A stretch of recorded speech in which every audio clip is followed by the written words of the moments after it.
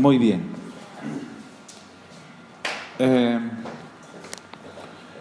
Vamos a entrar en este capítulo 13 de Hebreos, entendiendo que ya pasamos por los anteriores 12.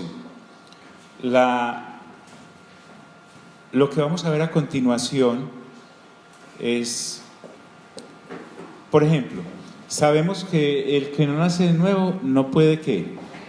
Ver ni puede ¿qué? Entrar al reino. Ya está claro, ¿sí o no? Entonces nacimos de nuevo. Cuando nacemos de nuevo, que es, Dianita, por ejemplo, lo que le falta a esta dirección doctrinal que mencionaste. Sí, sin nacer de nuevo no pueden ver el asunto. Pero miren, por ejemplo, que ya habiendo nacido de nuevo y renovando entendimiento, nosotros tenemos que estar pendientes de la revelación gradual en la que el Señor nos lleva con respecto a los diferentes temas. Por ejemplo, en Hebreos capítulo 11 ya vimos que es pues la fe, la certeza de lo que se espera, la convicción de lo que no se ve. Pero ya vimos que esa fe, el escritor a los Hebreos la está aplicando a que estemos pendientes del retorno del Señor, a que estemos pendientes de que cuando Él regrese todo será correctamente establecido bajo su gobierno y bajo su dominio. Sabemos también que en Hebreos 11 se nos aclaró que Abraham, por esa fe en Dios, puso su mirada en la ciudad celestial cuyo arquitecto y constructor es Dios, y para vivir en ella. Entonces esta es la fe madura, no es la fe para pedir cosas, porque cuando estábamos enfocados en lo que es temporal, podíamos inclusive hacer proyectos para pedirle a Dios cosas, porque nos vamos a imaginar por la fe ese artículo que necesitamos, esa situación que anhelamos que cambie, y la vemos y la vamos empollando allá como si fuéramos gallinas hasta que ¡pop!, ponemos el huevo y aparece.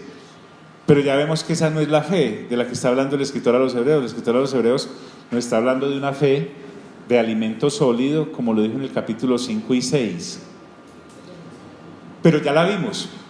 Si uno no ve la fe de esa manera por el Espíritu Santo, se queda ya pidiendo cositas, ¿sí o no?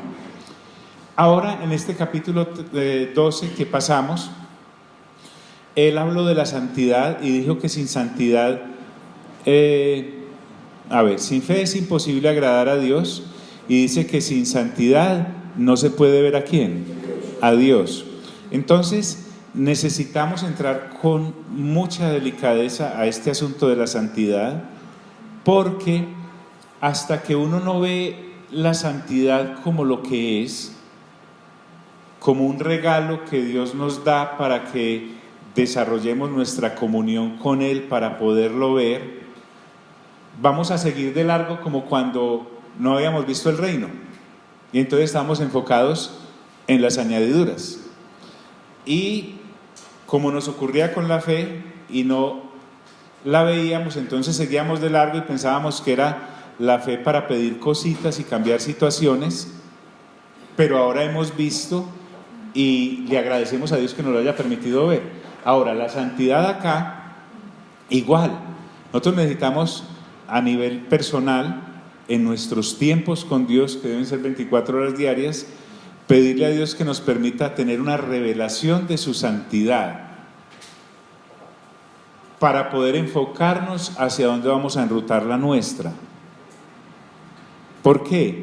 Porque si empezamos a hablar de santidad como si estuviéramos hablando de esta botella o de estas páginas de este libro o de este PC, va a ser una cosa más. Pero resulta que después de nacer de nuevo, de enfocar correctamente nuestra fe, ahora Dios nos empieza a hablar de santidad, y seamos sinceros y sinceras, nosotros por ahí nunca hemos andado. O sea, nosotros nunca anduvimos con Dios. Y ahora Dios quiere que para caminar con Él usemos esto que Él nos ha entregado, que se llama santidad, para podernos ver cara a cara con Él. Y entonces, desde ese punto de vista de la santidad revelada, yo podré, como individuo, como persona, cualquiera que sea aquel que se acerque a Dios, mirar lo maravilloso que es podernos relacionar con Él, y que además santidad no es ser santurrón, fingiendo que soy santo, sino que a cara descubierta ya puedo caminar con Dios. Y santidad tampoco es, desde mi posición, andarle señalando las conductas pecaminosas que los otros tienen, sino que la santidad me ha sido dada para salir de esa zona de confort llamada la carne, para avanzar hacia lo que realmente vale la pena, que es relacionarme con Dios. Entonces, estando en esa posición, yo ya puedo mirar y enfocarnos, como va a hacer este escritor a los Hebreos en el capítulo 13. Él alumbra con la farola de la santidad varias áreas, son áreas generales las que él toca. Por ejemplo, vamos a mirar que él va a hablar de cómo debemos ser santos en amor fraternal entre nosotros. O sea, cómo el acercarme a William debe ser desde una posición de santidad en cuanto a la relación, no tener ninguna agenda oculta, no arrimarme a él para lograr algo que me favorezca, sino totalmente transparente. También vamos a mirar que avanza y habla sobre, por ejemplo, el lecho conyugal, y cómo la santidad debe alumbrar esa relación íntima, así como Pedro nos lo mostró en el capítulo 3 de la primera carta. Pero también nos habla de cómo la persona apartada para Dios en santidad se ocupa de las situaciones, digámoslo así, las necesidades sociales, en el sentido de acordarse de los presos o de ser hospitalarios. Pero también habla de la santidad con respecto a la doctrina, porque él nos va a hablar de que hay doctrinas que extravían a la gente en vez de llevarlas verdaderamente a Dios.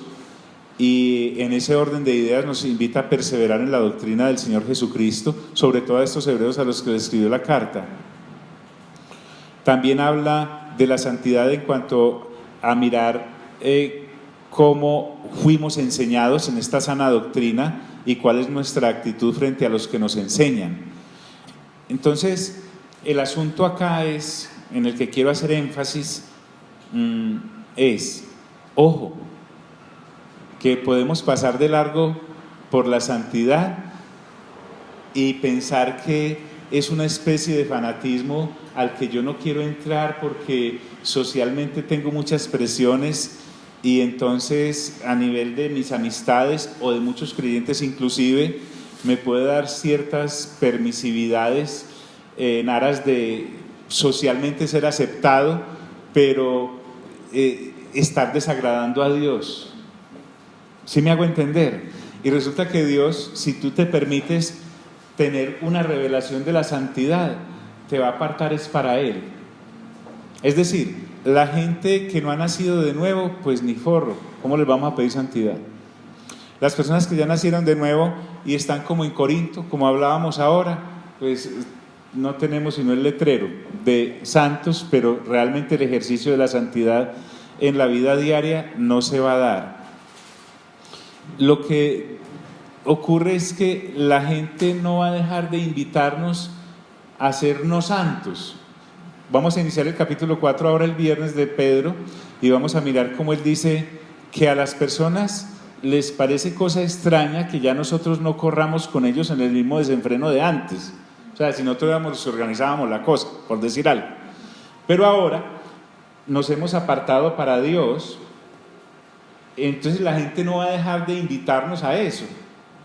El asunto es que yo ya no estoy para eso, pero tampoco estoy encima de las personas diciéndoles, sino que es la misma naturaleza de Dios que me ha hecho nacer de nuevo la que me invita a algo extraordinario, porque nosotros nadie ha caminado por ahí antes.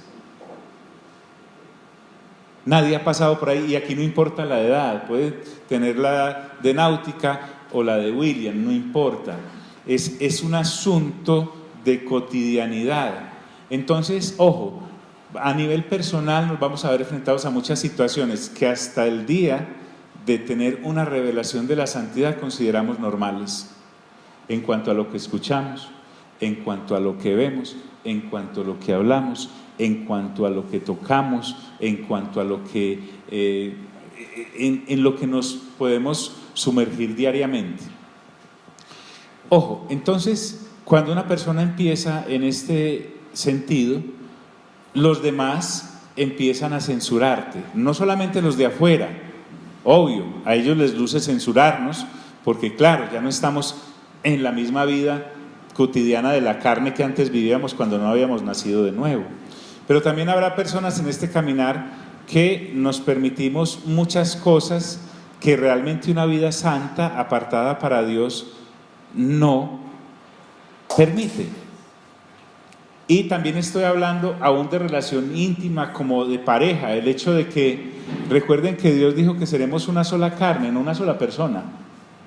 Somos una sola carne, pero no una sola persona. Entonces, el caminar y el peregrinar en la santidad podríamos compararlo también a cuando estamos con creyentes que ya vieron la revelación por haber nacido de nuevo y están renovando entendimiento, y hay creyentes que no.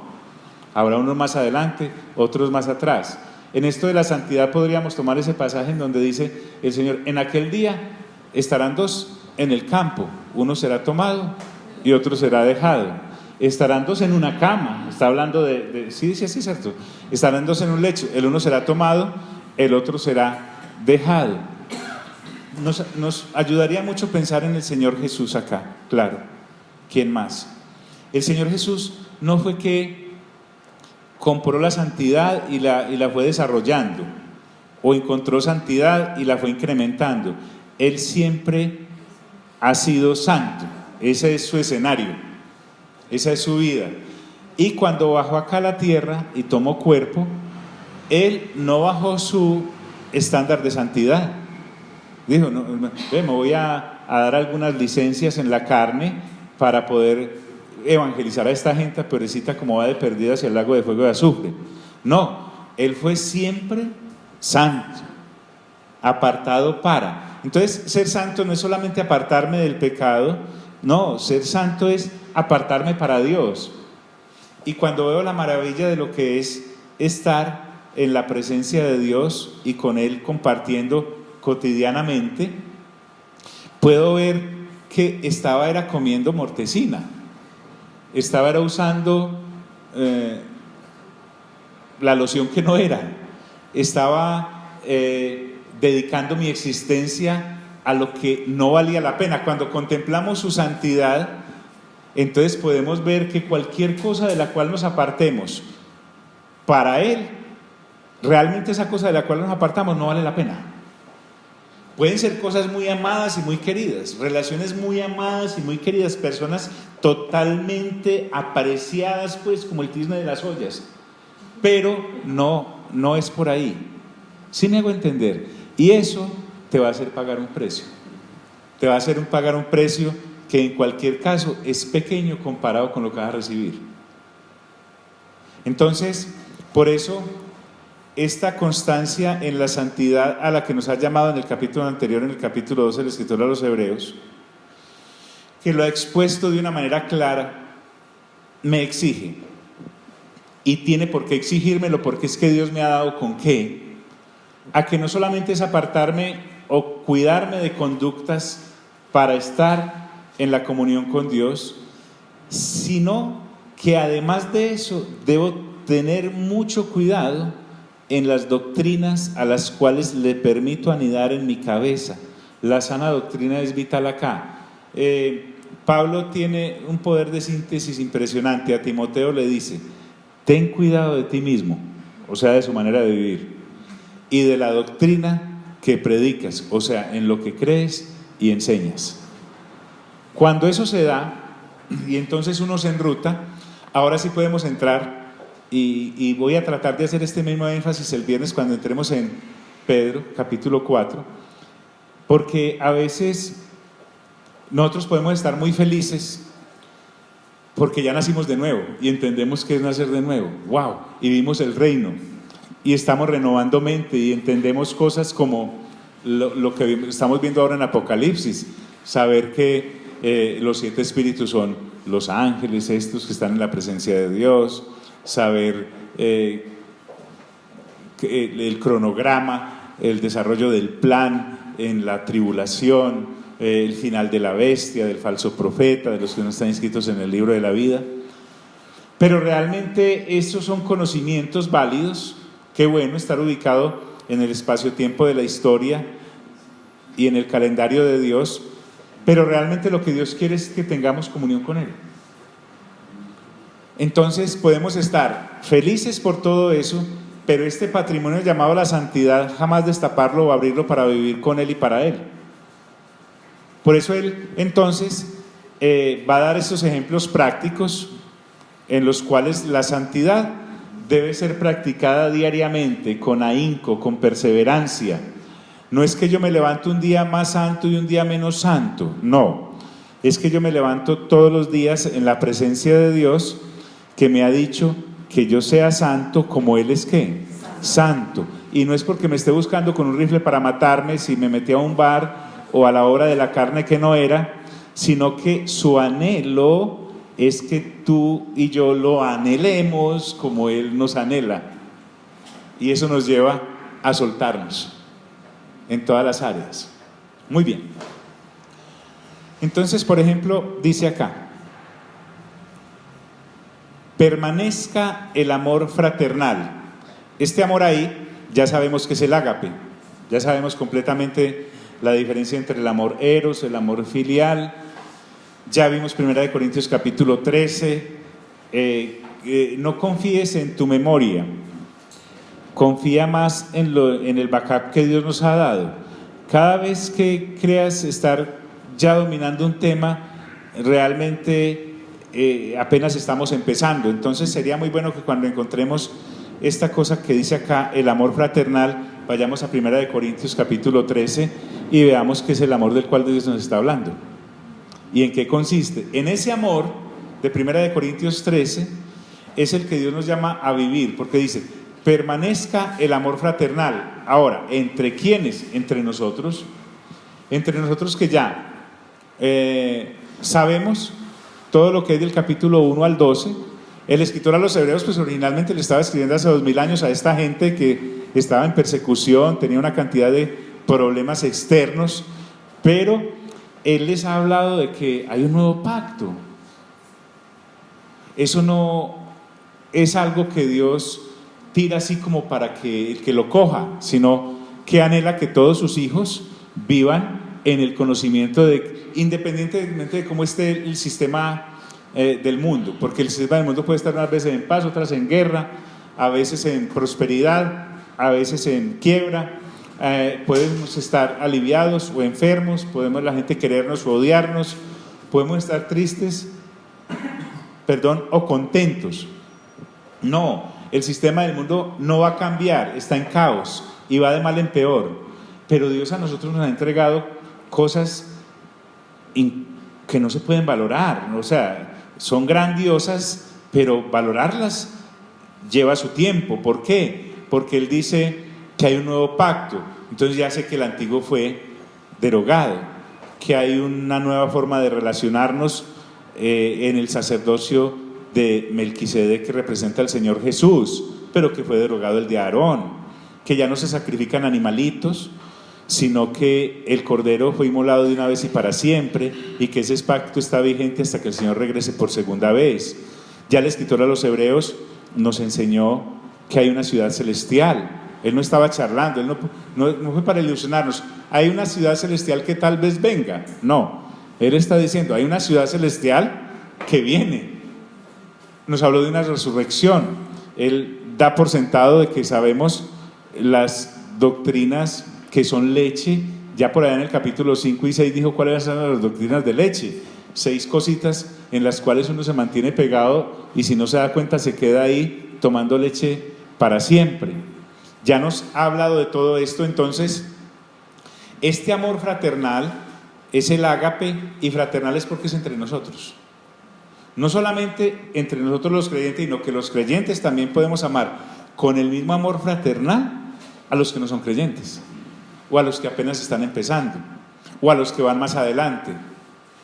Y entonces esto solo puede venir de una vida santa, porque el ágape del cual me está hablando no es el amor erótico que me puede lanzar a una obra de la carne, o el amor filial que puedo inclusive romper la normatividad de Dios porque aprecio mucho a una persona y por ella inclusive puedo llegar a violentar cosas.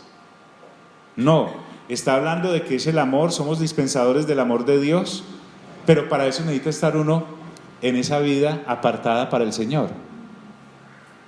Entonces no se trata de estar señalando ni señalándome, sino que cada vez me meto con Dios, pues más cosas voy a tener que dejar. Él ya dijo que nos quitemos de encima todo peso y del pecado que nos asedia.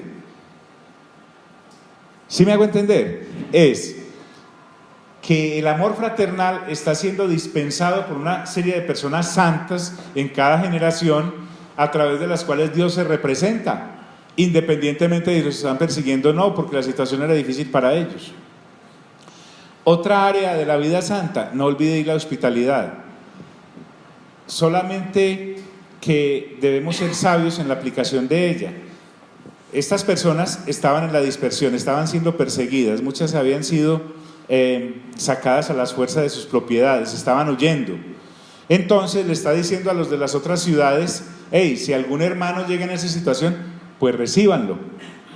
En esto hay que ser, el escritor no me está diciendo que recoja al que está en la calle y me lo lleve para la casa. Debo también saber que hay gente dentro de la casa que debo cuidar. Yo no sé en qué condiciones viene la persona que está en la calle, y si la entro a la casa, pues tengo hijos e hijas que proteger. Pero lo que sí por lo menos está diciendo es: sean atentos con las personas que no tienen dónde vivir. Ahora, a nosotros se nos dan muchas otras posibilidades. Yo puedo ser hospitalario con alguien que viene, no sé, brindándole un hotel o un mesón para que pase allí unos días, en fin, pero eso tiene que ser de un corazón como el de Dios.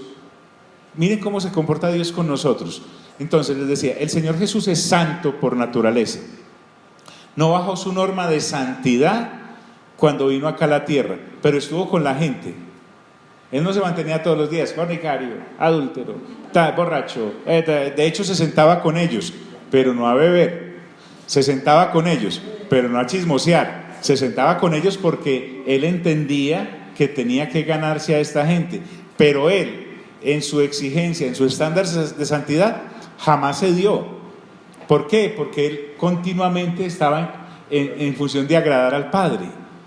Esa era su función, agradar al Padre, no siendo un santurrón por temor a irse a condenar, sino que eso es lo normal. Ya somos nuevas criaturas, tenemos que dejar todos los vicios de la antigua naturaleza. Entonces, no olvide la hospitalidad, es un llamado al no ser egoísta. Ahora, como él se basa en que está hablándole a creyentes hebreos que tienen en su cabecita el Antiguo Testamento porque se los enseñaban cada sábado en las sinagogas, o por lo menos una vez al año cuando iban al templo, él les dice que no se olviden de la hospitalidad, porque por ella algunos, por la hospitalidad, por el ser personas amables, etcétera, sin saberlo, porque no hay doble intención acá, dice que llegaron a hospedar ángeles. Interesante eso, ¿cierto?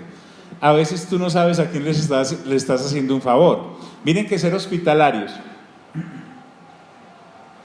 y ser fraternales con los demás no le pone a uno sea solo fraternal con el que lo quiere, no, también con el que no lo quiere, con el que conoce, también con el que no lo conoce, porque hay recompensas ocultas que se le dan a las personas que son hospitalarias. En este caso, hospedaron ángeles. Y nos podemos ir, por ejemplo, un momentico a Génesis, por favor, vaya conmigo a Génesis capítulo 18.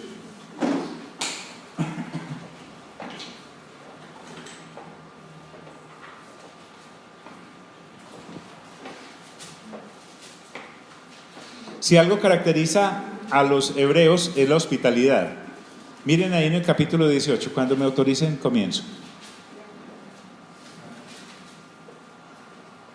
¿Listos? Muy bien. El Señor se le apareció a Abraham. Ojo ahí, no se dejen engañar. No fue el Señor directamente, sino que le envió sus representantes. Dice, el Señor se le apareció a Abraham junto al encinar de Mamré, cuando Abraham estaba sentado en la entrada de su carpa a la hora más calurosa del día. Abraham alzó la vista y vio a 3 hombres de pie cerca de él. Al verlos, corrió desde la entrada de la carpa a saludarlos, inclinándose hasta el suelo, y dijo: mi señor, si este servidor suyo cuenta con su favor, le ruego que no pase de largo. Haré que les traigan un poco de agua para que ustedes se laven los pies y luego podrán descansar bajo el árbol. Ya que han pasado por donde está este servidor, déjenme traerles algo de comer para que se sientan mejor antes de seguir su camino. Eso es el hospitalario. Está bien, respondieron ellos, hazlo así. Abraham fue rápidamente a la carpa donde estaba Sara y le dijo: date prisa, toma unos 20 kilos de harina fina, amásalos y haz unos panes. ¿Sale mucho pan de ahí o no? Sí. Tienen el mismo oficio de la pastora. Después Abraham fue corriendo a donde estaba el ganado, porque uno dice, pues pancito le doy, pero él va al ganado, elige un ternero bueno, no el peor, el podrido, y tierno, y se lo dio a su sirviente, a quien a toda prisa se puso a prepararlo. Luego le sirvió requesón y leche con el ternero que estaba preparado. Mientras comían, Abraham se quedó de pie junto a ellos debajo del árbol. Entonces ellos le preguntaron: ¿dónde está Sara, tu esposa? Allí en la carpa, les respondió. Dentro de un año volveré a verte, dijo uno de ellos, y para entonces tu esposa Sara tendrá un hijo. Entonces el énfasis acá es mirar que Abraham ve estos 3 individuos, sale corriendo a donde ellos, los hospeda y realmente son ángeles del Señor. El escritor de los Hebreos sabe muy bien a quién se estaba refiriendo cuando trae ese pasaje. Gracias. Miren en el capítulo 19, a veces uno en esa balacera que hay en el capítulo 19 de la destrucción de Sodoma y Gomorra, no se da cuenta lo hospedador que Lot es. Pedro rescata a Lot. En una de las cartas que estamos viendo, habla del justo Lot, cómo se afligía con toda la maldad que había en esa ciudad. Pero miren el énfasis acá. Caía la tarde, capítulo 19, cuando los 2 ángeles llegaron a Sodoma. Lot estaba sentado a la entrada de la ciudad. Al verlos, se levantó para recibirlos y se postró rostro en tierra y les dijo: por favor, señores, les ruego que pasen la noche en la casa de este servidor suyo. Allí podrán lavarse los pies y mañana al amanecer seguirán su camino. No, gracias, respondieron ellos. Pasaremos la noche en la plaza.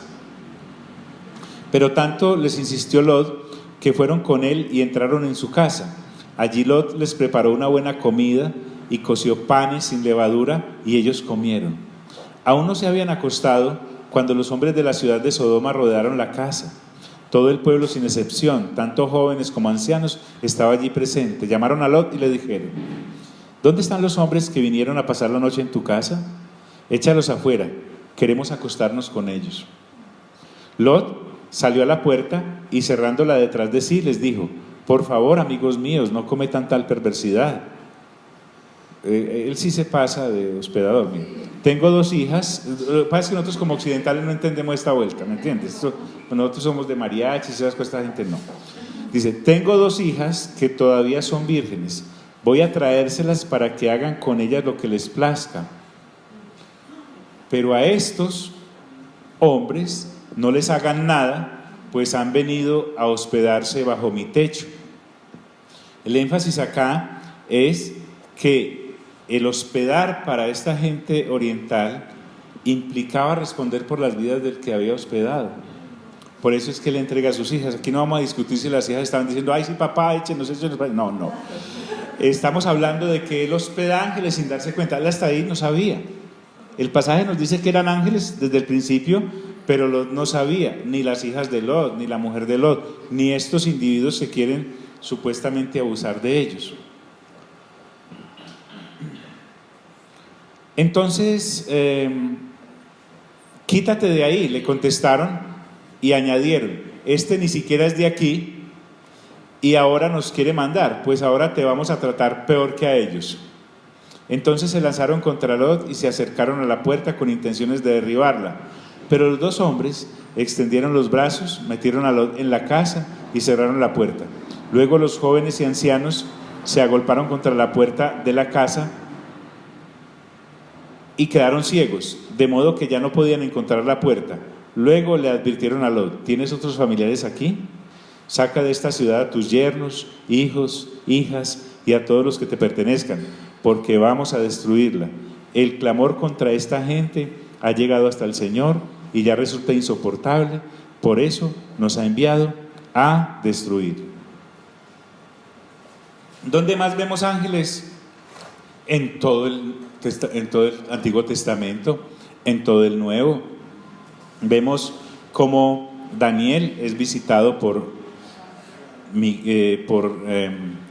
Gabriel. Vemos cómo Gabriel le cuenta que Miguel está luchando contra el príncipe de Persia en los lugares celestiales. Vemos cómo el mismo Gabriel va donde Zacarías y le anuncia que Elizabeth o Isabel va a quedar encinta. El mismo ángel va donde María y le anuncia que va a quedar en embarazo. Muchos ángeles cantan en Lucas cuando el Señor va a nacer y le dicen a los pastorcitos dónde encuentran al niño. Ángeles están en el momento en que el Señor tiene hambre en esos 40 días de ayuno y le traen qué comer, le sirven. Ángeles están en su resurrección y le dicen a las personas, ¿por qué buscáis entre los muertos al que vive? Ángeles hay en el momento en que el Señor asciende y es recibido. Entonces le aclaran a esta gente que de la misma forma en como lo vieron irse, lo verán venir. Ángeles están cuando el Señor envía a liberar a Juan y a Pedro de las manos de los sacerdotes. Ángeles, hay un ángel que libera a Pedro de la cárcel. Hay un ángel que hiere a Herodes en el momento en que se acepta la gloria de Dios para él.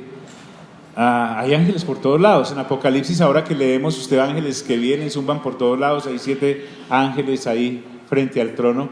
Entonces, lo que quiero que veamos es que el escritor a los hebreos, al igual que todos los escritores de las Sagradas Escrituras, ven en una normalidad todo esto, el cruce entre lo visible y lo invisible. No hay nada imposible para ellos. A eso es a lo que Dios nos está llevando. Los ángeles mismos, entonces, son testigos de haber sido hospedados por personas de fe. Otra área en la que nuestra santidad se debe ver son los presos. Porque recuerden que nosotros venimos aquí ¿a qué? A renovar nuestra mente. Entonces, yo no tengo que tener una fundación para hacer el bien. Es que estoy fundado sobre el bien. Yo no tengo que tener un carnet para ir a hacer el bien. La idea es que mi carnet de santidad me permite entrar en todas las áreas de la miseria humana y hacer presencia de parte de Dios en ese lugar. Entonces, cuando habla de acordados de los presos, aquí tenemos que recordar que algunos de ellos estaban presos por el testimonio del Señor. Les habían quitado los bienes, los habían expulsado de sus casas, pero también los habían apresado. Usted y yo miramos en Hechos como Pablo en el capítulo 9, en el capítulo 22 y en el 26, cuando cuenta su testimonio, él nos recuerda que llevaba a las personas que creían en Cristo presas. Entonces, la dirección inicial del pensamiento del escritor a los hebreos es decirle a los hermanos de hace 2000 años que se acordaran de los hermanos que por el testimonio de Jesucristo estaban en prisión. Pero nosotros también debemos extender ese mandato de acordarnos de ellos, porque es la sencilla inclinación de nuestro corazón nacido de nuevo por el que sufre. Aquí a presos, métale también los enfermos, los afligidos, los desnudos del capítulo 25 de Mateo, en donde el Señor Jesús dijo: ustedes estuve enfermo y fuisteis a verme, estuve desnudo y me diste vestido, estuve con hambre y me diste de comer. ¿Cuándo hicimos eso el Señor? Dice: cuando se lo hiciste a uno de estos más pequeños, a estos otros seres humanos, a mí me lo estabais haciendo. Entonces a nosotros nos puede ayudar mucho que cada vez que visitamos un preso o a alguien en una clínica o ayudamos a alguien en necesidad, en últimas se lo estamos haciendo al Señor. ¿Por qué? Porque Él lo dijo, porque todo lo que le hagan a esta gente es como si me lo hicieran a mí. Por ahí en Proverbios dice que el que le da al pobre, a Dios le presta. Maravilloso. Salomón dijo: echa tu pan sobre las aguas y después de mucho tiempo lo recogerás, no te falta.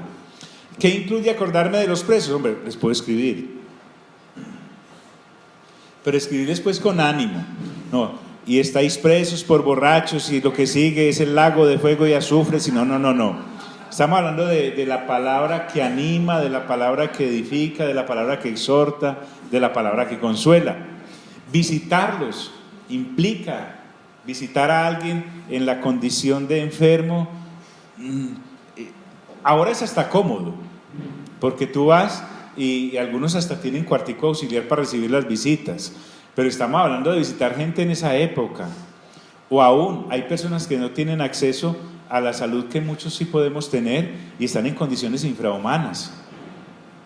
Ofrendarles, porque imagínate si no quedamos como aquel hombre al cual alguien le debía, uno de sus pares le debía algo y lo mandó a la cárcel y le siguió cobrando allá. ¿Recuerdan ese pasaje? No, el preso está en condición de recibir. Y me dice algo tremendo el escritor a los Hebreos: como si estuvierais presos juntamente con ellos. Ojo acá, no es sentirme culpable por lo que no he hecho en esta área positiva de dispensar el bien y la santidad a otros. Ay, no, la cantidad de presos que yo no he visitado, la cantidad de enfermos que no. Es, ¿qué vas a hacer de aquí en adelante con esta bomba atómica que el Señor nos está permitiendo explotar en las manos? Porque como les dije, podemos seguir derecho a la santidad, dele. No. Aquí estamos abriendo el paquete completo. Entonces es tener identidad. Y otra de las cosas es que en esta ruleta de la vida, como dice el tango aquel, el día de mañana podría estar en una de esas condiciones yo. Por eso les dice: como si estuvierais presos juntamente con ellos. Es que de una enfermedad nadie está libre, de un canazo nadie está libre, de una situación financiera precaria nadie está libre. Entonces es entender la dimensión en la que, si Dios nos está permitiendo estar en momentos de mediano confort, digámoslo así, es posible que eso siga así, pero también es posible que no. Entonces, cuando me conduelo, me identifico mejor con aquel que estoy de alguna manera obedeciendo los mandatos del Señor, como si estuvierais presos juntamente con ellos. Y extiende el panorama. Y de los maltratados, siempre hay gente en penurias, siempre hay gente que no está en bonanza, y hay gente que sí. Si hay personas que están en bonanza, no significa que Dios tenga preferidos o favoritismos.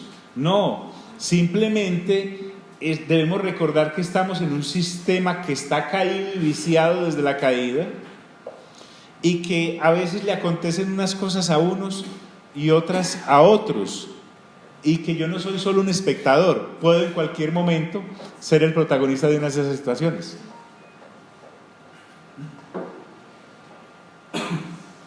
Entonces este hombre nos recuerda, dice: como que también vosotros mismos estáis en el cuerpo. Un ejemplo en las Escrituras. Entonces Jacobo, en el capítulo 12 de Hechos, fue un desprotegido de Dios porque lo asesinan, y Pedro, un preferido de Dios, porque sale. No podemos endilgarle a Dios tal responsabilidad. Además sería falso. Lo que Dios a nosotros nos ha prometido es vida eterna, Pero además sabemos que hemos recibido esa vida eterna acá, estando en este cuerpo. Por eso Él dice, como que también vosotros mismos estáis ¿en qué? En el cuerpo, en esta situación espaciotemporal. Así como ellos la vivieron en esa época de hace 2000 años, nosotros estamos ahora también en esta situación. Pasa a un área que es el matrimonio.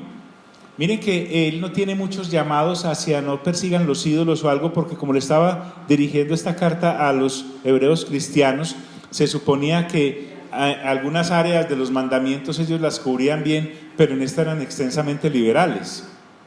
Entonces vuelvo al punto, no es sentirme mal por no haber honrado mi lecho matrimonial de aquí para atrás, por eso ya no hay nada que hacer, solo arrepentirme. Es que voy a hacer de aquí en qué, en adelante, porque si tengo un encuentro con la santidad de Dios, así como lo tuve con la fe de Dios y con el nacer de nuevo por el Espíritu, ahora ¿qué vamos a hacer con esto? Entonces es un llamado a la fidelidad conyugal, pero Él está alumbrando con el faro, con el reflector, mostrándonos que el espectro de la santidad cobija todo. Mira que acabamos de pasar por presos, acabamos de pasar por enfermos, acabamos de pasar por pobres, acabamos de pasar por afligidos, acabamos de pasar por todas estas cositas que Él nos estaba mencionando, y ahora entra y dice, honroso sea en todos el matrimonio. Es un llamado entonces a la fidelidad conyugal.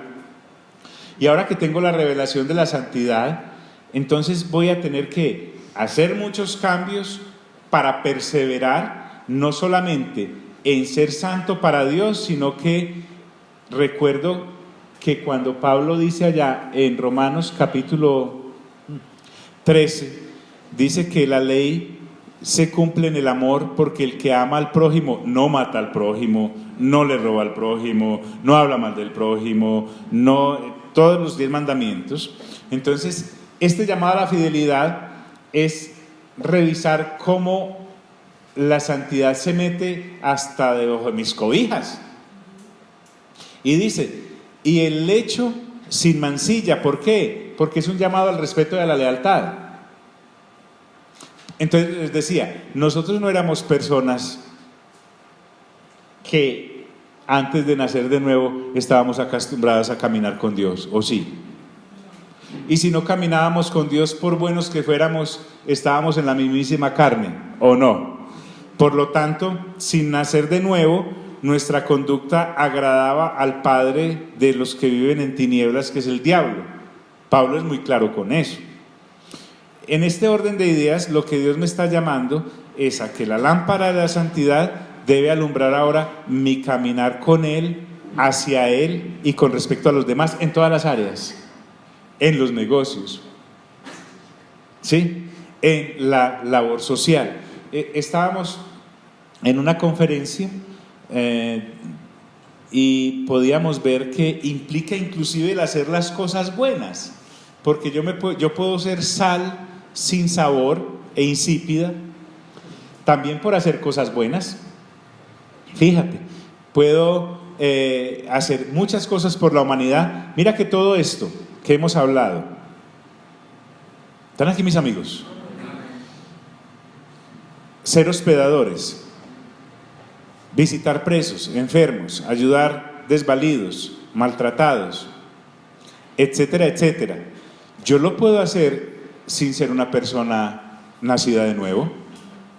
Yo puedo tener una fundación, ser inclusive ateo y hacerle mucho bien a la humanidad. No, aquí estamos hablando de que esto lo estamos haciendo es por nuestra relación con Dios, no por nuestra relación con la humanidad solamente, sino que debido a mi relación con Dios como nacido de nuevo, ahora empiezo a hacer las cosas como Dios quiere.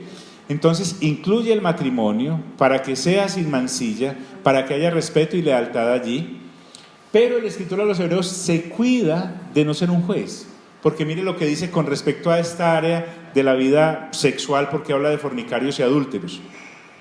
Esto es unisex, no es que sean los hombres solamente. Dice, pero a los fornicarios y adúlteros, ¿qué les pasa? Los juzgará Dios. Él no dice, los juzgamos nosotros o lo estoy juzgando yo. No, si las personas persisten en no nacer de nuevo, serán juzgadas según la ley. Si las personas nacidas de nuevo persisten en vivir en la carne, en alguna de las obras de la carne, caerán automáticamente bajo la ley de Moisés, porque contra las obras de la carne sí hay ley, mientras que contra la vida del Espíritu y el fruto del Espíritu no hay ley que juzgue tales cosas. A eso se refiere, a cultivar esa vida de santidad. Pero a los fornicarios y adúlteros los juzgará Dios. Entonces, esta situación hay que aplicarla, que Dios está con nosotros en esta vida y está con nosotros en la venidera. Ya nos dijo allá en el 4:13 de Hebreos que todas las cosas están desnudas y abiertas delante de Él. Imagínate qué interesante. La santidad me permite saberme examinado por Dios y permitirle a Dios que entre y me guíe en cómo ser santo en todas estas áreas. Entonces, si nosotros, después de nacer de nuevo, lo que le está diciendo el escritor a los hebreos, persistimos en cultivar las obras de la carne, como dice Gálatas capítulo 5, de la carne segaremos muerte, capítulo 6. Pero si cultivamos la vida del Espíritu, que es la vida de santidad, de esa vida del Espíritu segaremos vida eterna. A eso se refiere. Entonces, ha abarcado el área social, hospedar. Ha abarcado el área de ser generosos, visitar a los presos, ayudar a los enfermos, ayudar al desnudo, al hambriento. Ahora, con la lámpara de la santidad, ha hablado sobre todo el espectro sexual que un ser humano pueda imaginarse. Y enseguida pasa la parte financiera. Entonces mira que lo que él está hablando es colocando en perspectiva toda la vida del ser humano, nacido de nuevo. Y le dice, sean vuestras costumbres sin avaricia. Pablo lo dijo de otra manera, en 1 de Timoteo 3:3 dijo, sin amor al dinero. Porque ya sabéis que el amor al dinero es la raíz de ¿qué?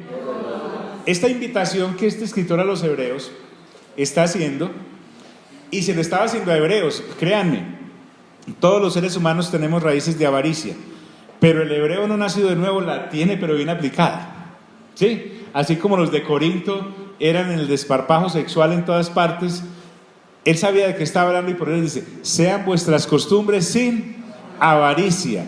Es decir, es la manera de vivir sin amor a las posesiones. Puedo vivir con posesiones pero sin amor a ellas. Es más, hay personas que las aman sin tenerlas. Y son, esta situación con las cosas tiene dos vertientes. Si no las tengo, las codicio. Y si las tengo, no las quiero soltar. Entonces, por un lado, me consume la avaricia ya teniéndolas, y por otro, la codicia por poseerlas. Es un rollo esta cosa. Pero en la nueva naturaleza, ya nacidos de nuevo, nosotros sí podemos tener gobierno sobre esa situación. Y Pablo llegó más allá y dijo, estén contentos con lo que tienen. El contentamiento es una cosa extraordinaria. Y Pablo dijo, porque nada hemos traído a este ¿qué? Mundo, y nada nos hemos de llevar. Todito se queda aquí. Créame, si te mueres, hasta el sobregiro te queda. Correcto. Sean vuestras costumbres sin ¿qué? Sin avaricia. Y aquí viene el contentamiento, que es, como hablan los dos por el Espíritu, el escritor a los hebreos y el apóstol Pablo son guiados por el Espíritu, pues escriben lo mismo. Contentos con lo que tenéis ¿qué? Ahora. El contentamiento es algo extraordinario. ¿Por qué no nos hacemos un gran beneficio y vamos a 1 de Timoteo capítulo 3?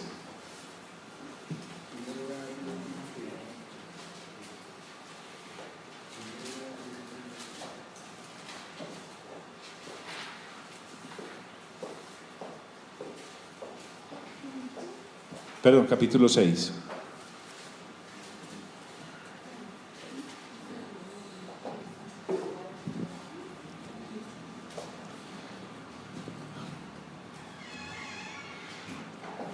Ya. Mire lo que dice el versículo. Bueno, es desde el 3.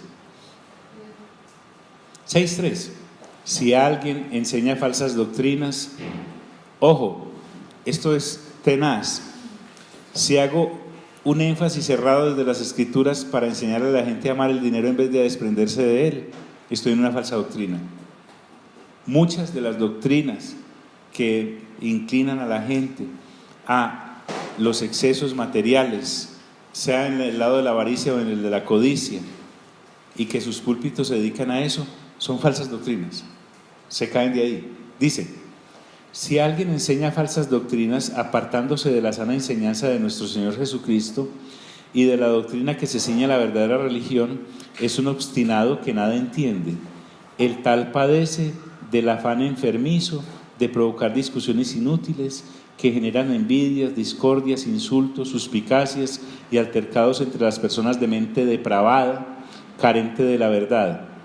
Este es de los que piensan que la religión es un medio para obtener ganancias. Es cierto que con la verdadera religión se obtienen grandes ganancias, pero solo si uno está satisfecho con lo que tiene, porque nada trajimos a este mundo y nada podemos llevarnos. Así que si tenemos ropa y comida, me gusta esta versión, contentémonos con eso. Los que quieren enriquecerse caen en la tentación y se vuelven esclavos de sus muchos deseos. Estos afanes insensatos y dañinos hunden a la gente en la ruina y en la destrucción, porque el amor al dinero es la raíz de toda clase de males. Por codiciarlo algunos se desviaron de la fe y se han causado muchísimos sinsabores. Este escritor de los Hebreos dice: contentos con lo que tenéis ahora. Si cuñamos ese pasajito con el de 1 de Timoteo capítulo 6 versículo 3 al 10, vamos a tener más amplio. Ahora, pero este escritor de los Hebreos sí dice algo que Pablo deja para que usted lo diga, porque él dijo: no te desampararé ni te dejaré. Mire qué interesante esto. El escritor de los Hebreos nos está recordando que Dios se ha personado de este aspecto del comer, beber y vestir, y Él es quien define y decide cuánto necesitamos cada uno de nosotros. Es más, créamelo, y cuánto podemos administrar correctamente para su gloria, porque independientemente de lo material que poseamos, mucho, poco o nada, ojo pues, nuestro sin igual tesoro es Él como Padre, y punto. Y Él como Padre se abrogó el derecho de decidir qué necesita cada uno de nosotros y cómo se lo suple, o cuándo no.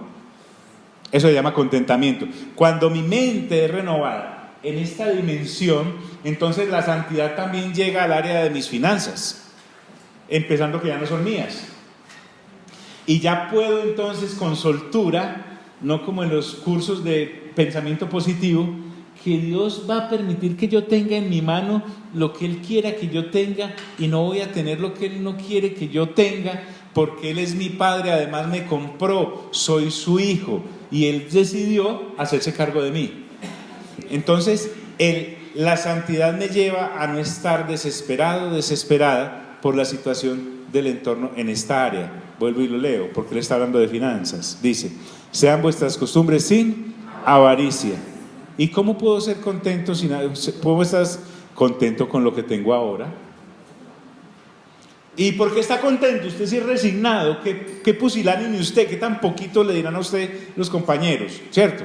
No, es que Dios dijo que Él no me va a desamparar ni me va a dejar. De manera que gracias a eso, ¿sí?, dice, podemos decir confiadamente. Ojo pues, confianza. La relación nuestra con Dios es de confianza.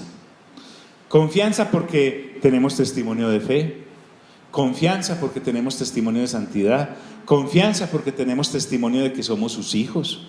Solo mire con qué confianza ahora usted y yo nos podemos dirigir a nuestro Dios diciéndole: Padre. La ley de Moisés no hacía hijos, hacía esclavos.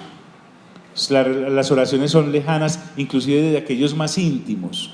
Si usted nota una oración hermosa y preciosa como la que tiene Daniel capítulo 9, un hombre santo y apartado para Dios, de todas formas es como con requisito, como con protocolos. Sin embargo, Dios nos dice a través del apóstol Pablo que podemos acercarnos confiadamente, los que hemos nacido de nuevo por el Espíritu, Romanos capítulo 8, y decirle, Abba, Padre. Eso quiere decir, papito, currucutú. ¿Sí me hago entender?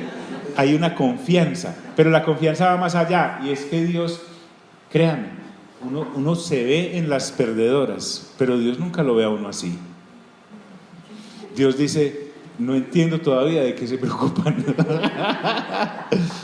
Esta confianza, ojo pues, no es osadía, no es que yo esté retando a Dios para que Dios me tiene que dar, no, sino que estoy confiado, como cuando un niño recién nacido está en las manos de su papá y de su mamá, ahora cuánto más cuando estamos en manos de Dios.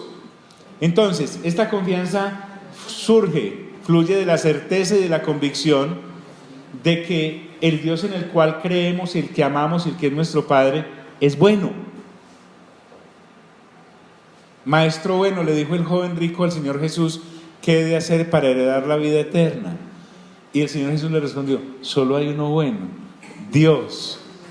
Él no veía al Señor Jesús como Dios porque le hubiera dicho, por eso te estoy diciendo, bueno, Señor, porque tú eres Dios. No, para él era, maestro, dime qué tengo que hacer para heredar la vida eterna. Entonces, Dios, créanme, por difícil que parezca la situación, está a nuestro favor. Porque dice que todas las cosas ayudan a bien a los que aman al Señor. Esto es los que conforme a su propósito son ¿qué? Llamados. ¿Y cuál es el propósito de Dios? Que seamos sus hijos. Interesante, ¿no? Entonces se perdió esa oportunidad de empleo. No, pero se fracasó esa empresa. No, pero enfermo, alguna cosa tendría que ser aquí en esta clínica. O puede estar al lado contrario del niño inmaduro diciendo, pero ¿por qué a mí? ¿Por qué sí, no, eso no es lo que Dios quiere.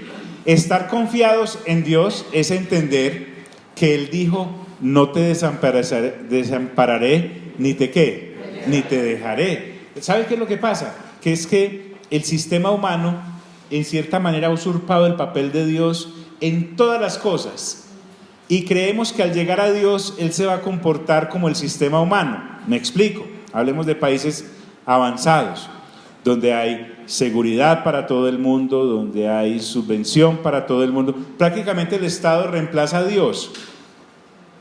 Miren, en las regiones donde hay empresas grandes, me ha tocado vivirlo en carne propia. Por ejemplo, uno va, ¿a dónde?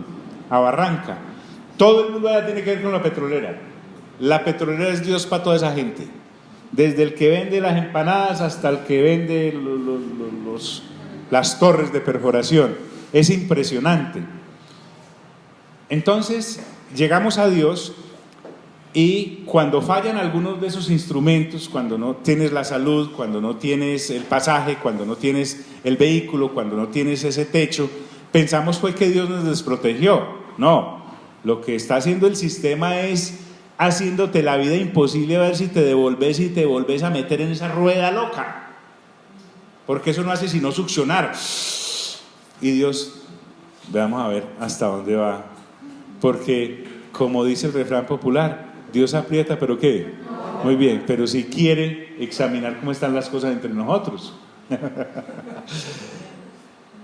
Entonces, una vez tenemos esa convicción, esa revelación, porque hasta eso es acercarme santamente a mi relación con Dios. Yo no me puedo acercar a Dios dudando. Es pecado dudar de Él. O sea, toda levantadita de pestaña en incredulidad nuestra es tan pecado como haber fornicado, o haber mentido, o haber dicho tal cosa. Entonces el escritor a los Hebreos dice, de manera que mire cómo le presta él mucho énfasis a esta situación de las finanzas, de manera que podemos decir confiadamente. Ahora lo digo porque lo siento, pero no es una cosa aquí impostada. Esta confianza, entonces, como les decía, no es que soy muy arrojado, no es que es una persona de fe. ¿Por qué? Porque tiró por el barranco. No es eso. Es que estoy completamente convencido por renovación de entendimiento y convicción y madurez y carácter y renovación de que Dios, todo lo que hay a mi alrededor, lo ha diseñado a mi favor porque soy su hijo. Así sea la cruz, con clavos y heridas y todo. Entonces, ¿yo qué digo frente a eso? La respuesta del santo es: el Señor es mi ayudador. Él les tiene que citar los salmos a ellos porque hay que sustentarle bien las cosas. Salmo 118. Y continúa: si el Señor es mi ayudador, no temeré que lo que me pueda hacer el hombre. Maravilloso. El género humano, por poderoso que sea.